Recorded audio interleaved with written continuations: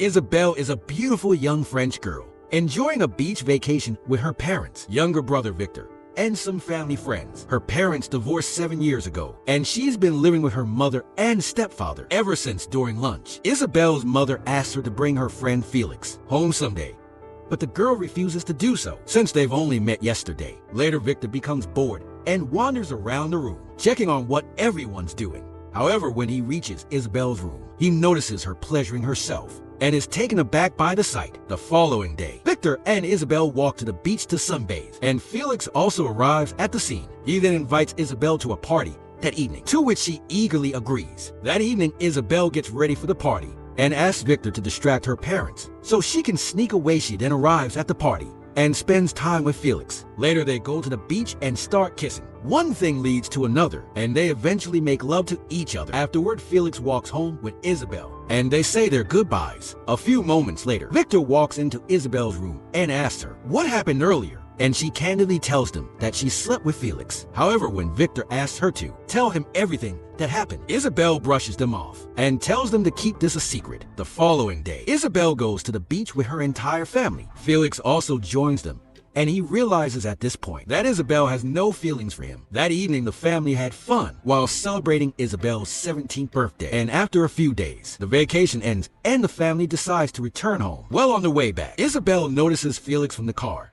but she completely ignores him. In the next scene, we see Isabelle suited up and walking toward a hotel. She then enters room 6095 and meets an older gentleman named George. The man apologizes to her for not disclosing his true age on the website, to which Isabelle responds that she doesn't mind at all. She then tells the man that her name is Leah and that she's 20 years old. Later, the two end up being intimate, after which Isabelle takes some money from the man and leaves. On the way back home, Isabelle reads a book on the subway and returns home as if nothing happened. She then keeps the money she earned in the closet and heads to shower, and a few minutes later, she goes to a website using her nickname Leah and watches some adult videos. The following day at school, the students discuss poetry and the joys of romance and also talk about how they spent their summer break. Later, Isabelle learns from a classmate that an old man once met her sister and she slept with them in return for a Prada bag. She then suggests that Isabelle save his phone number. Isabelle's taken aback and asks if she's serious, but her friend assures her that she was joking and that she hates Prada bags. Afterward, Isabelle receives another offer to sleep with a businessman for 300 euros. She arrives at the hotel in the afternoon and meets the man in the lobby. The two then enter a room where the man asks her to caress herself while he observes and pleasures himself. When they're done with the act, the man doesn't give her the entire amount, and when Isabelle demands it, the man threatens to inform her family. Isabelle has no leverage against this man at this point, so she leaves the place irritated with herself. Later on the subway,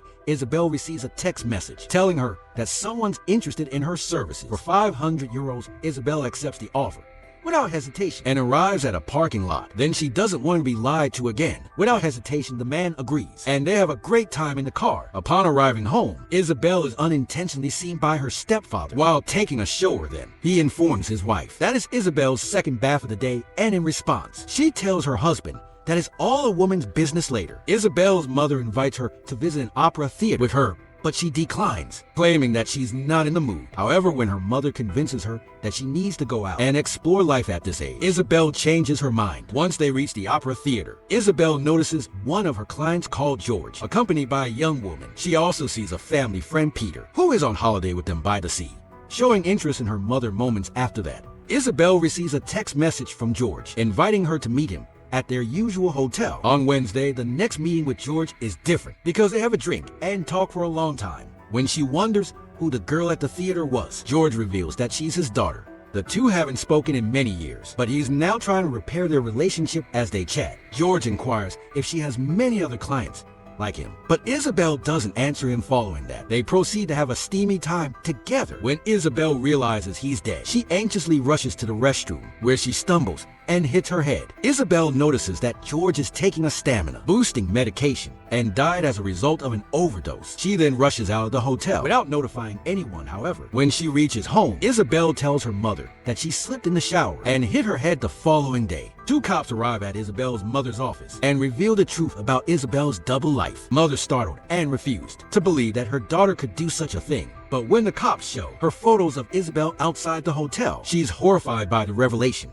However, the cops tell her that they aren't going to arrest Isabel and that she's considered a victim as she's a minor. They explain that they needed to figure out if she participated voluntarily or was forced later. Upon reaching home, they go through Isabel's laptop and discover the website where she uploads her new pictures. They also discover the money Isabel had hidden in her wardrobe. Sometime later, Isabel returns home from school and her mother confronts her, angrily asking why she's selling herself. She honestly doesn't understand Isabel's motivations for doing this, since they always have money. Furthermore, her mother's worried about whether she used condoms or sleeping with these men, asked her if she'd do it again. In response, Isabel tells her mother that these things are in the past now and it's over. Next, the mother, still disturbed by this and begins blaming herself. Her husband reassures her and urges her not to blame herself. He tells her Isabel's a beautiful woman and it's no surprise that men want to sleep with her. But the mother's still horrified because she feels that if George hadn't died, Isabel would continue doing this. The next day, Isabella arrives at the police station and gives an honest account of what she'd gone through. She says that one day after school, an older man approached her and offered her money for her services. After some thinking, she decided she should do it, and at first she was disgusted.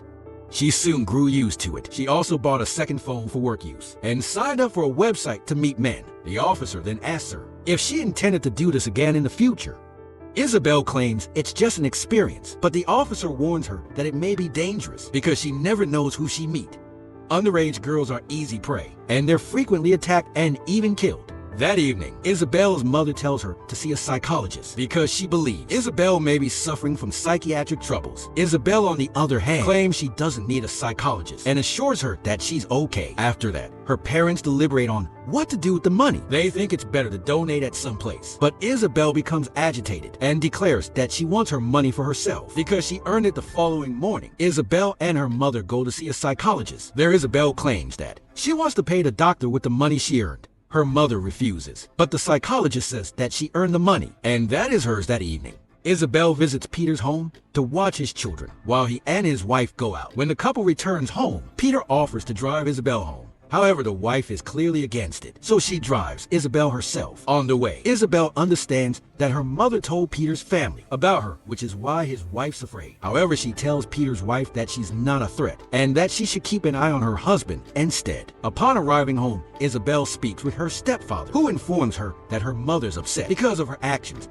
But on the other hand, Isabel doesn't appear to be troubled by it, then questions her stepfather about his personal life and also asks him what he thinks of her. However, the man gently tells her that she should be gentler with her mother. With this, Isabel changes the subject and tries to seduce him. But right at that moment, her mother arrives, and seeing them laughing together disturbs her. She then storms into the bedroom, followed by her husband. Mother informs them that a demon has possessed her daughter, but her husband claims that it's all a provocation and that he understands everything afterward. The mother decides to speak with her daughter again, but the conversation doesn't go well. As they argue, Isabel claims to be aware of her and Peter's relationship, and when Isabel inquires as she slept with him, her mother doesn't answer. The following day, Isabel returns to the psychologist and informs them that she felt nothing while sleeping with multiple men, but when she thought about it later at home or school, she wanted to try again. Isabel also states that she liked George and enjoyed being with him. Since he was different, however, she believes she's solely responsible for George's death and breaks down in tears the next day at school. Isabel's best friend tells her that she slept with a boy and has lost her virginity. However, it was not very good,